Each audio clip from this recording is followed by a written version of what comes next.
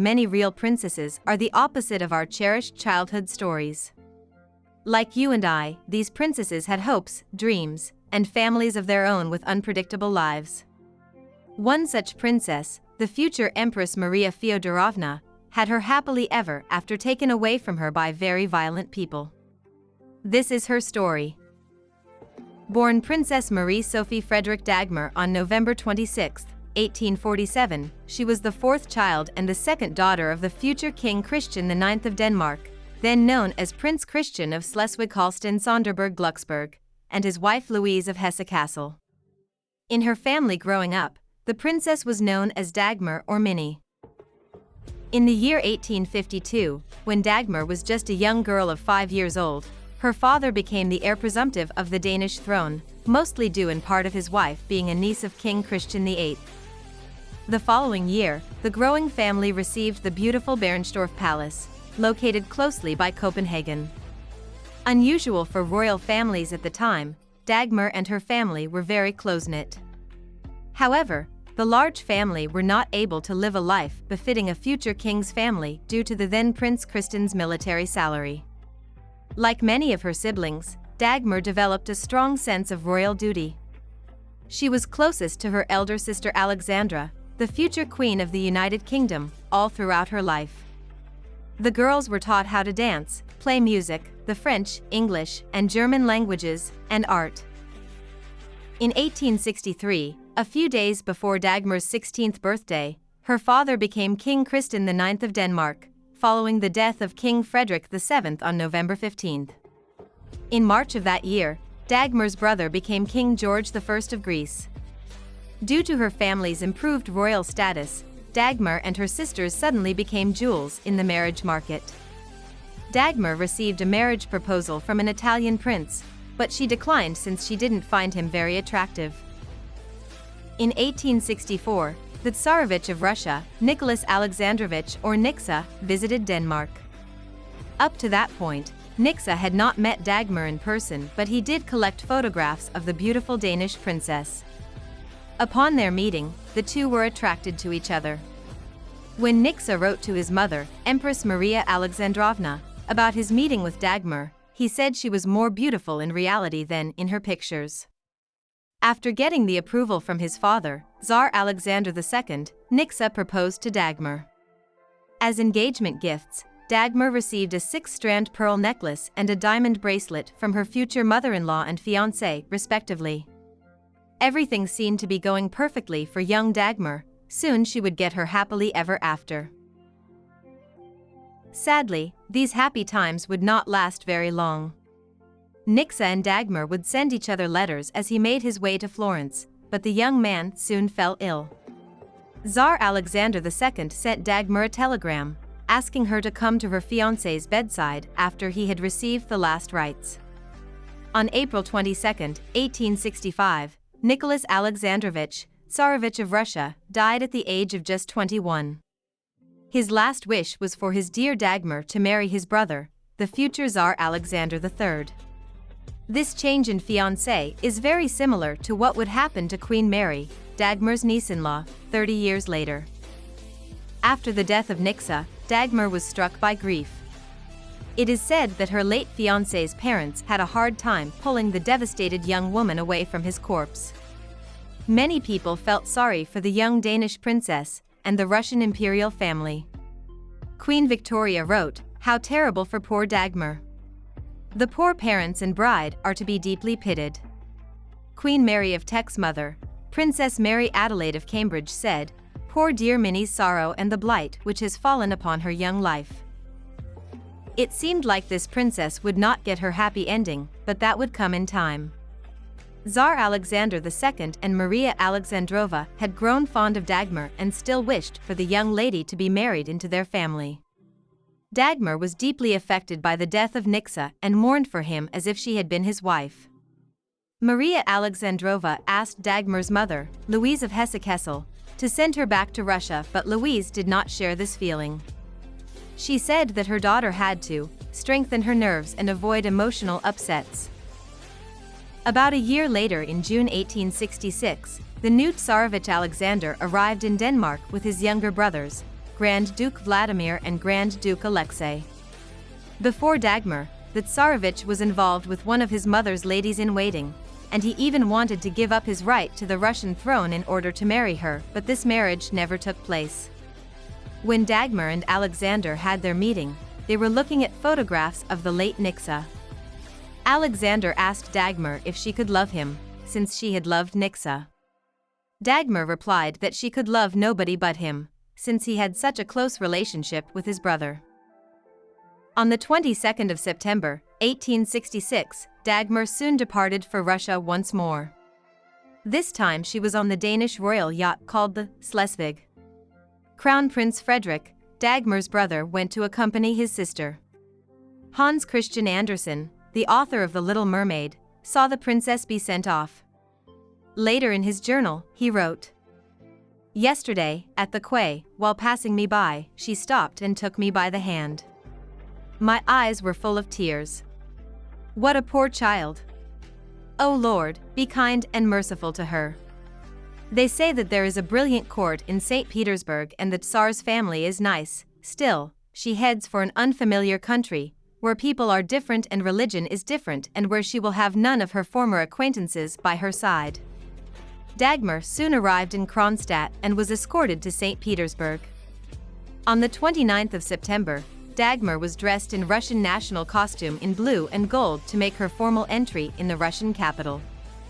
On October 24, 1866, Dagmar converted to the Russian Orthodox faith, and she then became Grand Duchess Maria Feodorovna. On November 9, Maria and Alexander were wed in a lavish ceremony befitting a Tsar in the Imperial Chapel of the Winter Palace.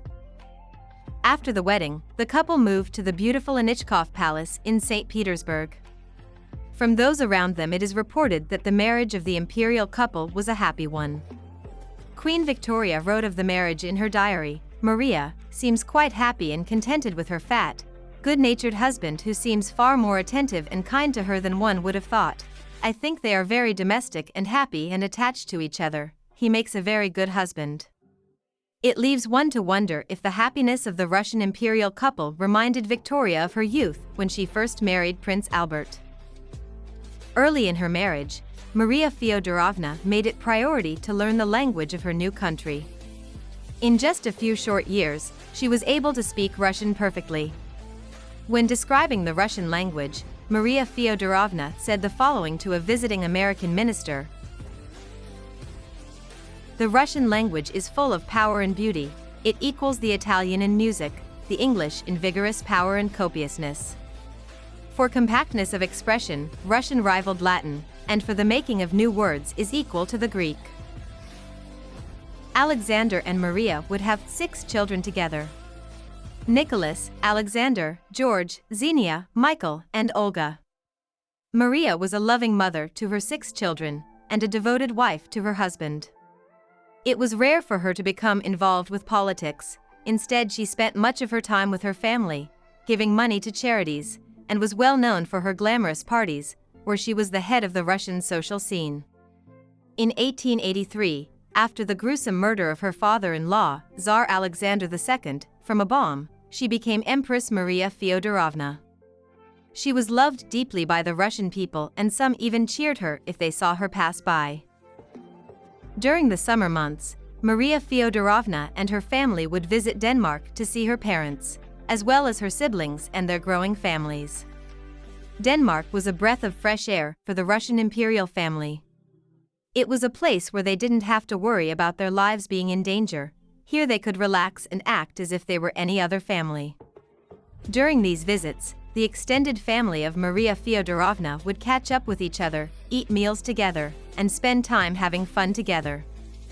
Everything seemed like the perfect fairy tale, but soon things would change very quickly for Maria's large family. In 1894, Tsar Alexander III was dying of nephritis, a sort of terminal kidney disease. Alexander's cousin, Queen Olga of Greece, invited him to her villa on the island of Corfu in Greece. In a sad turn of events, the Tsar's health was progressing badly as the days went on, and he had to stop in the Crimea. In 1894, Maria and Alexander's eldest child, Nicholas, was 26 years old. and was engaged to Princess Alex of Hayes. Alex had traveled from Germany to visit the dying Tsar, who gave his blessing on the couple's future marriage. In the arms of Maria, Tsar Alexander II of Russia died at the age of 49 on November 1, 1894, after a decade on the throne.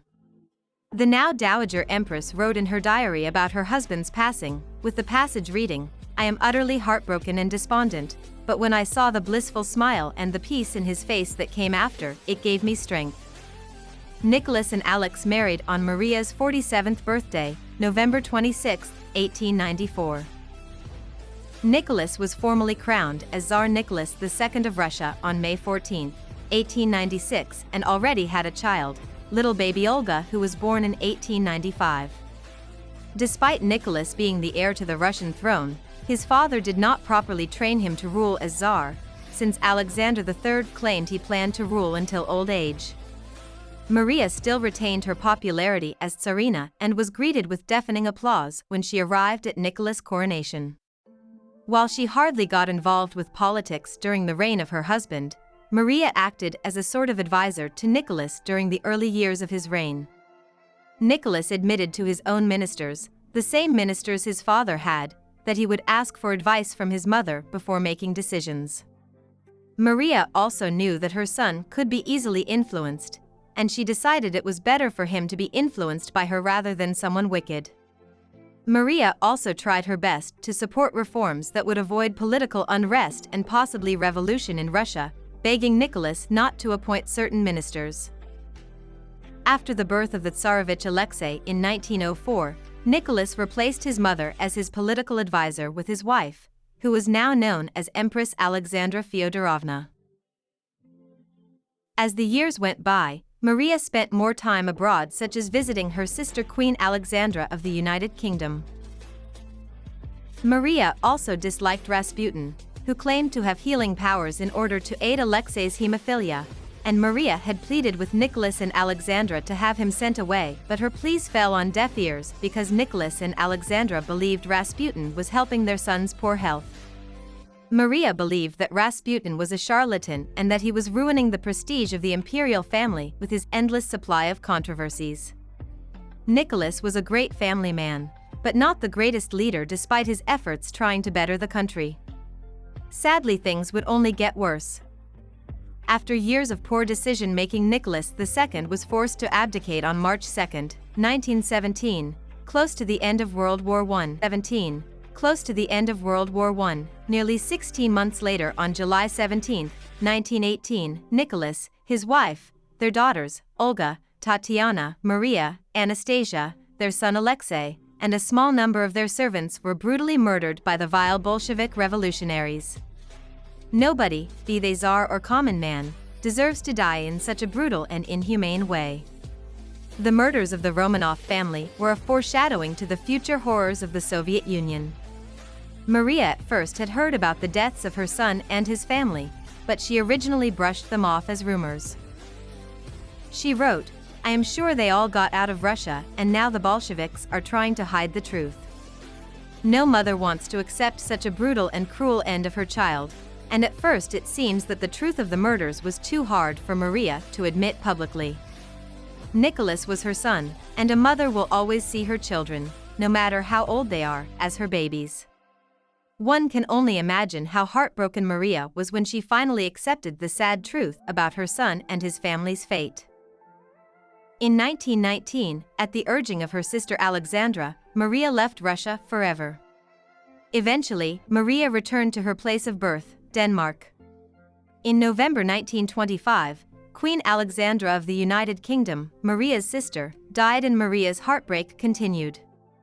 With her heart broken by the tragic deaths of her loved ones, Dowager Empress Maria Feodorovna, once known as Dagmar of Denmark, died on October 13, 1928, at the age of 80.